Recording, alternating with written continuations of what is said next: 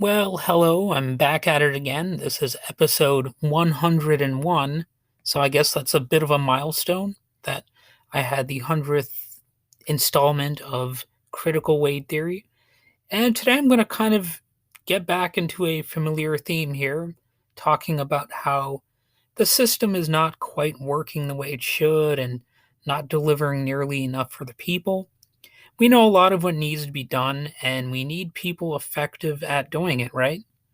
We also know a lot of people who are interested in defending our interests, namely us, ourselves. So, what are we waiting for? Our leaders are acting like small children who are scared of helping in the way that most of us are scared of dying.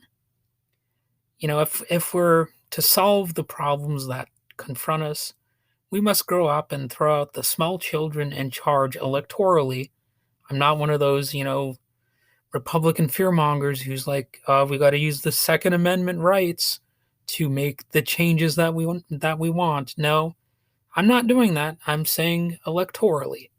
We should replace them with thinking, feeling adults instead of a bunch of play acting, stage managed narcissists and sellouts. My question is, should we replace them with more politicians or pursue a more directly democratic system? Fortunately, I don't think that's 100% an either or equation, though there are definitely some people in power who would not want more of a direct democratic culture, and that's another roadblock that's up ahead. And of course, we're seeing it right now, and we'll be seeing it well into the future. So, going back to my earlier image, what sort of adult children am I talking about here? Well, the same kind who are clamoring for war, currently and beyond the year 2022. We already know that war is bad. We've known that for, you know, since there have been wars. But some dictatorial interests worldwide have yet to understand that lesson. Others have been telling us that, war is bad for years and years, seemingly to a steady supply of deaf ears, especially in some prominent positions in various societies, or if you want to say collectively, human society. So, many years ago, there was an article by authors Weissner and York in the Scientific American, and that stated regarding the arms race between the US and the Soviet Union, quote, both sides in the arm race are confronted by the dilemma of steadily increasing military power and steadily decreasing national security. It is our considered professional judgment that this dilemma has no technical solution. If the great powers continue to look for solutions in the area of science and technology only, the result will be to worsen the situation. So that's kind of a matter of common sense, right?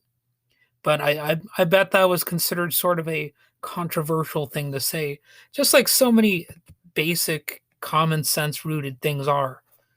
And it's a classic tale of, there's nothing more uncommon than common sense. So these people who put us in this situation are not ready and are never going to be prepared to change in the way that we would want them to change. And it's really going to be up to us to change things for the most part.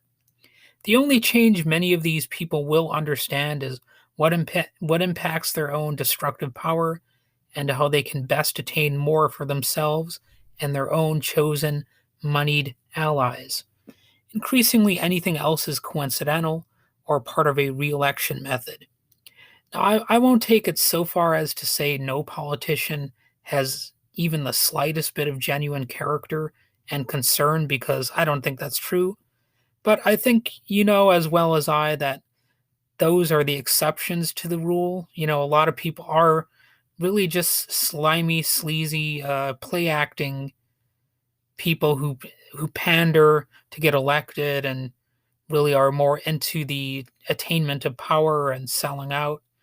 And rising to the top. They want to be able to tell other people what to do all the time. And, that is a complicated matter too, because there are times when you do have to tell people what to do. I mean, that's one of the complicated aspects of society. And the rule is, the rule itself is putting us in danger of sliding into an authoritarian cultural garbage chute. In this scenario, ignoring people like you will always be the first option on the table, and they will only listen when they absolutely feel they must.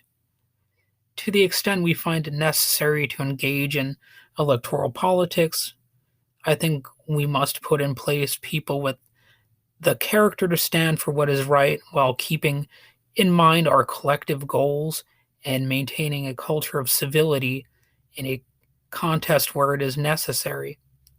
Just as one would be interested in promoting civility in the workplace. Now, does civility mean, oh, you can never use the word fight in a political campaign? Well, no, not in my book anyway. But, context is important. I think there should be a reduction in lying. Uh, I mean, things have really gotten overboard as far as the lies go. Like, it's just become really more common than not for the Republicans to lie. They're lying constantly about practically everything, and like it's crazy. So any politician who does not appear to be interested in rational, comprehensive discussion of the issues should be voted out of office, and this means those self-professed firebrand election denying neo-fascist theocratic Republicans should be voted out. And know that that is not me being uncivil to say those things about them. They are all that and more. They are openly coming out and expressing those values more and more, with only the rarest of exceptions. Even looking at the local elections in my rinky-dink area, I was looking at their websites and such.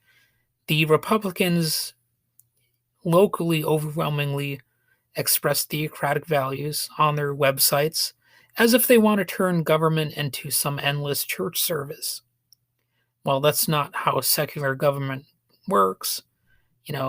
Secular government means that, hey, I can't tell you what you can and can't believe, in your personal life. I can't tell you what religion to follow or what religion you can't follow and all that kind of stuff. So, that's a lesson for all you people out there.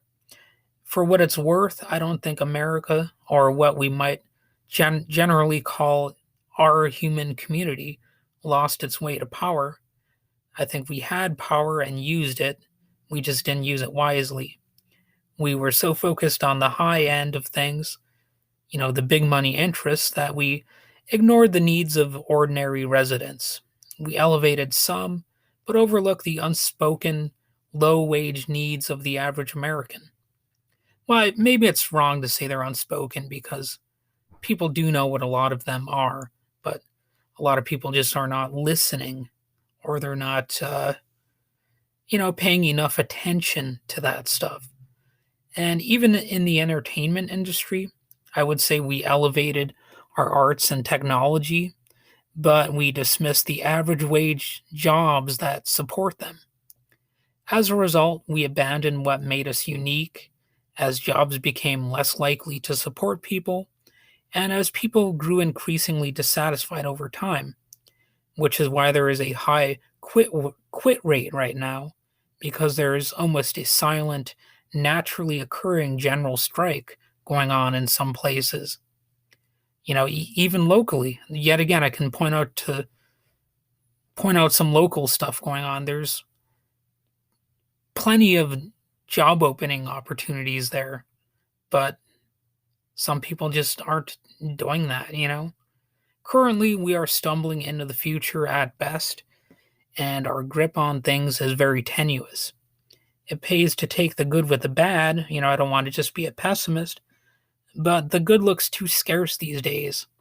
And I really hope people actually make sense of things soon because the midterms are one of those rare opportunities to maybe get a little bit of sanity back and maybe cut down on some of the culture war nonsense and perhaps shake loose more of the material benefits that we all know this system could better provide.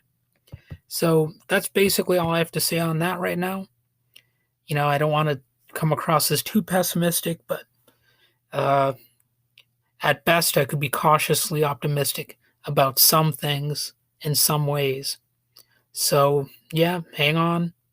It's going to be a bumpy ride.